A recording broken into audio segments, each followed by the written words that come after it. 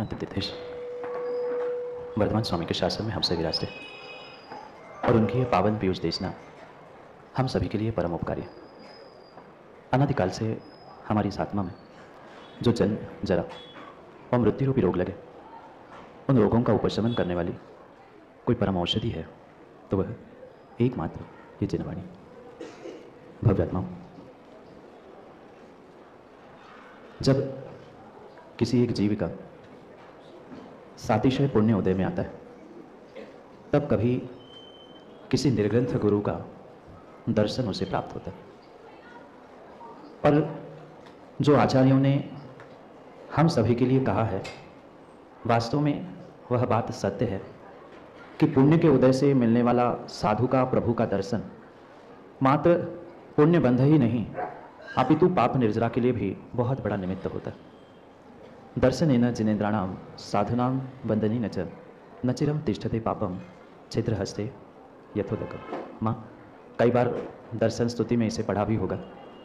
और वास्तव में जो मंदिर में विराजमान जिनेन्द्र भगवान हैं, ये तो जब चाहे आप मंदिर में पहुंच जाओ, आपको दर्शन देने के लिए निमित्त बनते ही है।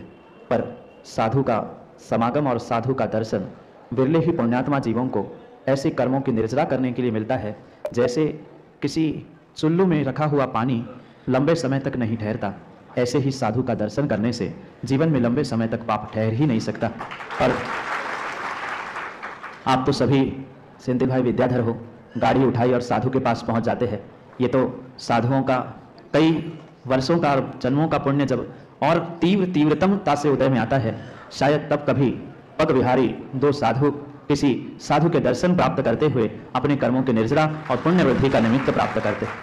और फिर जो महान साधना तपस्या के धनी हो, जिन्होंने अनेक तीर्थों का और मात्र जड़ ही नहीं चेतन तीर्थों का भी उद्धार करने का पुरुषार्थ किया, ऐसे महान श्रेष्ठ निर्यापक श्रमण मुनि सुधासागर जी के दर्शन होना।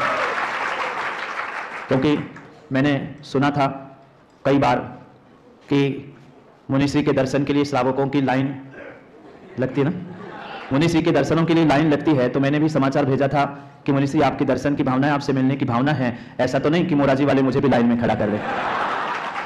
इसलिए हमने पहले ही पूछा था, नहीं तो ये करैया जी कह दे कि महाराज लाइन में नहीं। पर ये वात्सल्य और प्रेम शायद किसी माँ के पास ना मिले, पर ऐसे महात्मा के पास सहज ही प्राप्त होता है। और उन्होंने पूछने से पहले ही कह दिया, क्यों प्रमोद भाई आने तो दो। और ये सौभाग्य है क्योंकि आज पूरा देश हमारा पता है क्या मना रहा है, पूरा देश मकर संक्रांति नहीं मना रहा। देश सीधी भाषा में कहे तो बुड़की है ना, सीधी सी आपकी भाषा में कहे तो बुड़की मना रहा है। और दुनिया कहीं पानी में डुबकी लगा के बुड़की मना रहा है, हम जिनवाणी में गोते खाते हुए उस बुड़की को मनाने का सौभाग्य प्राप्त कर रहे हैं।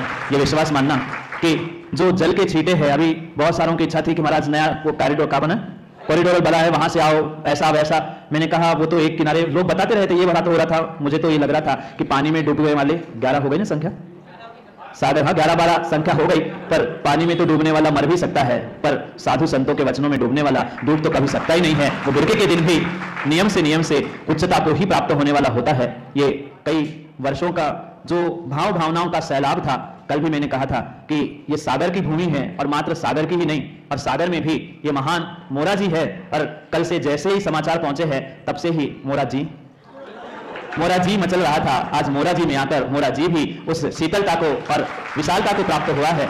ऐसा ही वात्सल्य हमेशा महान मुनि भगवंत आचार्य भगवंतों का हम जैसे मुनि राजों पर ऐसा ही बरसता रहे, क्योंकि ये अद्भुत समय इस धरा पर आने वाला है। 2025 शुरू हो गया ना, नहीं मुझे पता है, पूछ रहा था। 2025 शुरू हो गया, ठीक है। 2024 में बहुत सारी क्षतियां हमने प्राप्त कर ली, पर कोई गम नहीं है।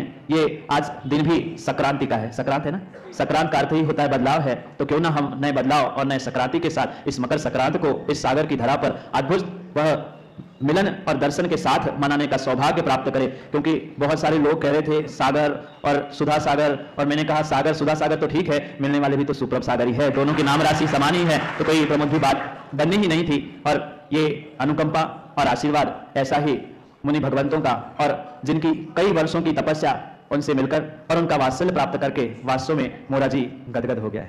ये मोराजी का मुझे पता नहीं, पर मोराजी तो गदगद हो गया है और ऐसे गदगद भावों के साथ जो ये अद्भुत समय हमें प्राप्त होने जा रहा है, ऐसा बहुत बहुत बहुत आने वाला भविष्य हमारे जीवन में उज्ज्वलता को प्राप्त हो। हम तो मुनि भगवान को सुनने के लिए आए थे और उन्होंने कहा कि सामने माइक रख दिया और कहा कि भाई बोलो।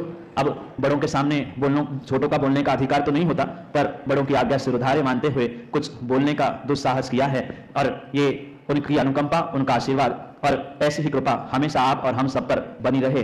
और विशेष बात तो सागर वाले और सागर वालों से ही नहीं, मैं तो महान सुधा सागर जी से भी निवेदन करने के लिए यहाँ पहुंचा हूँ, क्योंकि जो गुरुदेव का इंदौर नगर में महा महोत्सव, पट्टाचार महामहोत्सव होने वाला है, ऐसे पट्टाचार महामहोत्सव के निमित्त से ये सौभाग्य के क्षण होंगे जब यहाँ हम मिले हैं। आप लोगों को अच्छा नहीं लगा? कितनों को नहीं लगा? अच्छा लगा ना?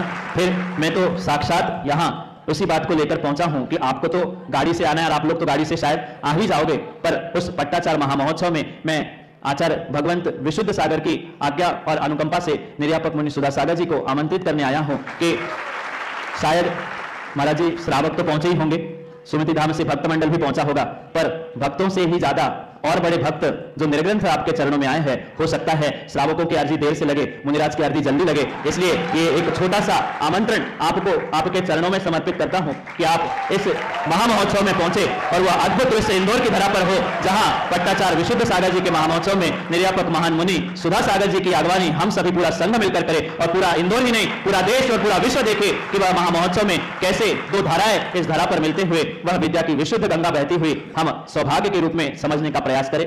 समय बहुत हो गया है, मुनि श्री के समय का अतिक्रमण किया, पहुंचना 8 बजे था, पर क्षमा करना भगवान, पहुंचने में थोड़ी विलंब ठंड के कारण से हुआ, कोहरा था बहुत ज्यादा सुबह सुबह वहां थोड़ा खुला होने से, तो निकलते निकलते और पहुंचते पहुंचते देर हो गई, पर ऐसे कहते हैं देर आए दुरुस्त आए, कोई बात नहीं है, पहुंच तो आपके चरणों में गई है। अब जैसे आपका आज्ञा आदेश प्राप्त होता रहे, आपका आशीर्वाद कृपा बनी रहे, इसी भावना से आपके चरणों में यही भावना है कि हमेशा हमेशा हे मुनि भगवान आपके चरणों में ऐसा ही वात्सल्य मिलता रहे, क्योंकि यह पक्का है जो दूर होते हैं उन्हें दूर से बहुत कुछ दूर ही दिखता है, और पक्का है जो साधु चरणों से जुड़ जाता है उसे ही पता चलता है कि साधु चरणों की रज और उनका वात्सल्य क्या हुआ करता है। ऐसा ही वात्सल्य जो कई वर्षों से हमने अपने गुरु से प्राप्त किया, हमें आकर यहाँ ऐसा महाराज लगा ही नहीं कि हम कहीं दूसरी जगह पहुंचे हैं। जैसे स्थान का नाम मोरा जी है, ऐसा ही मोरा जी आपके चरणों में और आपके चरणों में ही मोरा जी हो, ऐसी भावना जो गुरु का जैसा वात्सल्य ऐसा ही वात्सल्य आपका भी हम सभी पर बना रहे। और यही भावना सागर वालों, आप लोग नहीं आओगे ना?